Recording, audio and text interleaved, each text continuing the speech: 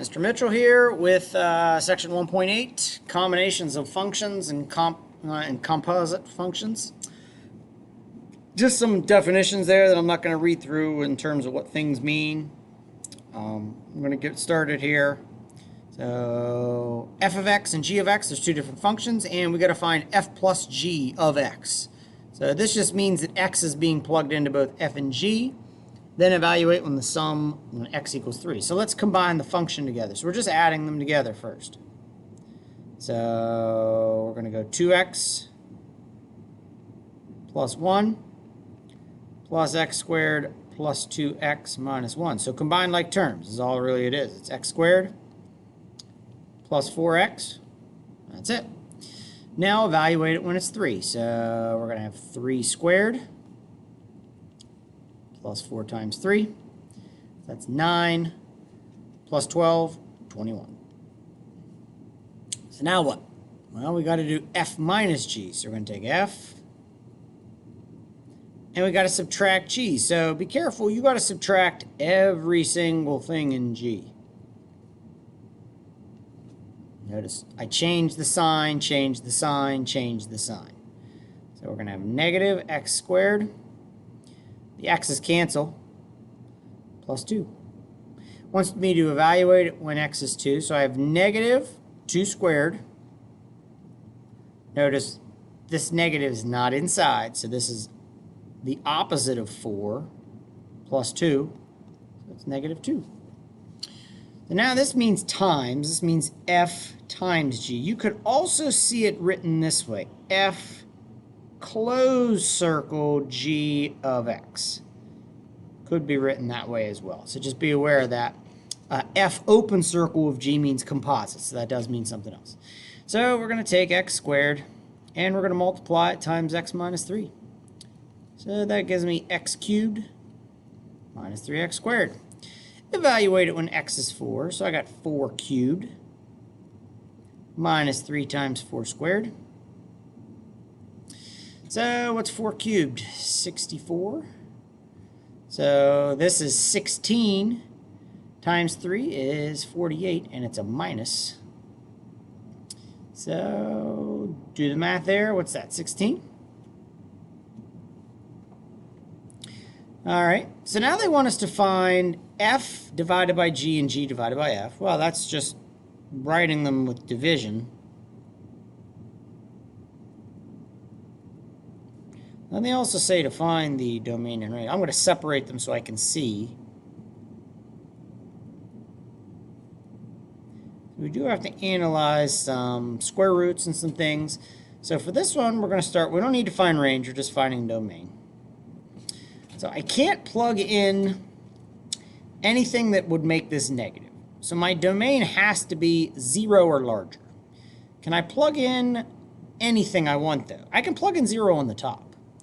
I can plug in 0 on the bottom. Can I plug a big number in on the bottom? No. If I plug in, let's just say 10, and I square that, and I get 100. 4 minus 100 is negative 96. I can't do that. So what numbers can I plug in down here that will make this true?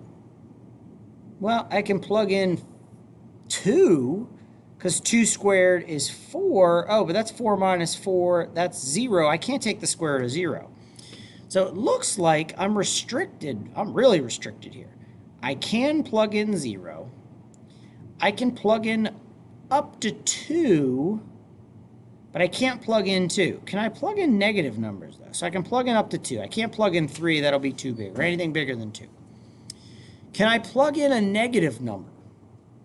Well, I could plug in negative 1 down here. That would be okay, but what happens? Oh, I can't plug in negative 1 on the top either.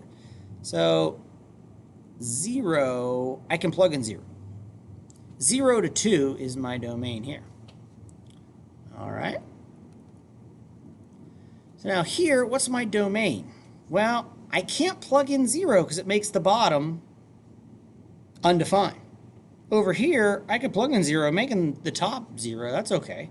Right now, you could have a pizza sitting in front of you, 0 out of 8 slices. That's okay. You've got no pizza. But it still is a fraction. It's 0 out of 8. So what can I plug in? Can't plug in 0. Can I plug in a big number, like 10. Can I plug in 10? 10 works good on the bottom. How about 10 on the top? No, I still have that negative issue. So can I plug in a little bit bigger than 0? Like, can I plug in 1? 1's there, 1's there. Yeah. So I can plug in 0 a little bit before. So notice the difference between here and here. I can't plug in I can plug in 0 over here. I can't plug in 0, but I can plug in like 0.1 or something really small. And then I think I can plug in up to 2, including 2.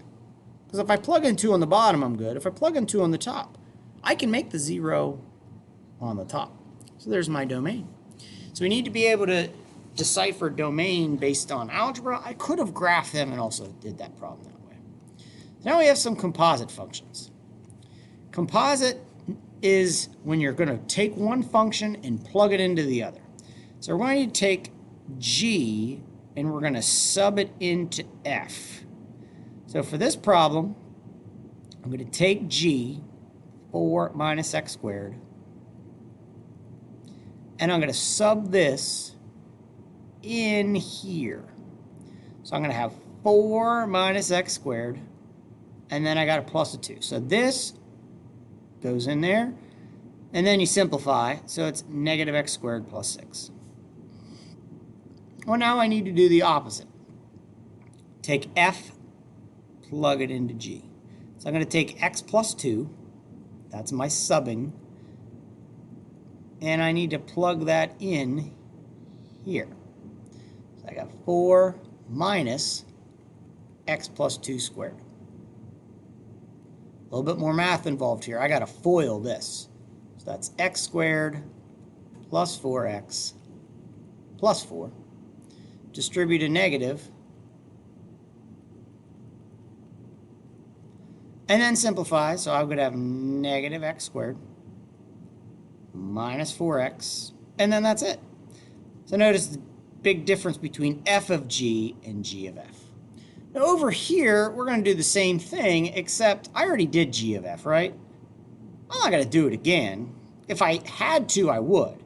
But basically what I'm going to do g of f, and I got my answer from before, right? This is the same question, except for this is negative 2 and this is x. So instead of leaving x plugged in, we're going to take negative 2, and we're going to sub that in. So I got negative, or the opposite of negative 2 squared, minus 4 times negative 2. So this is going to be minus 4 plus 8, which equals 4. All right. Find the domain of the composite function. So find the domain of f of g. So we need to look at our domain, and we're going to take g and plug it in to f. So first, we need to look at domain restrictions. What's the domain? Well, this has no domain restrictions, f. So what's the domain of f? F of x. Domain of f of x is everything. You can plug in anything your little heart desires. How about g of x? That's an ugly looking g, isn't it? What can you plug in here? Well, we've got to plug in things that are going to make this 0 or bigger, because we can't have a negative. So I think I can plug in 3, and I think I can plug in negative 3 and everything in between. So there's my domain for that. So now I need to find my domain for f of g. So we do have to actually do the substitution here. So I'm going to have the square root of 9 minus x squared minus 9. So this got subbed in for x squared. So what happens when you square a square root? It goes away. Then what happens? The 9's cancel. So our domain here is I can plug in anything I want. But you have to plug it into g first and then plug it into f. So our domain find the domain of f of g, our domain is really this. The reason why you have to do this, and you have to do this, and then you have to do this, is sometimes the domain, this could create more restrictions. This time that didn't happen, but I always have to check all three pieces. I have to check the function getting plugged into, the plugging in function, and then the final result. So I have to check all three to make sure that that pans out okay. All right. Let me know if you have any questions. That's it. Good job.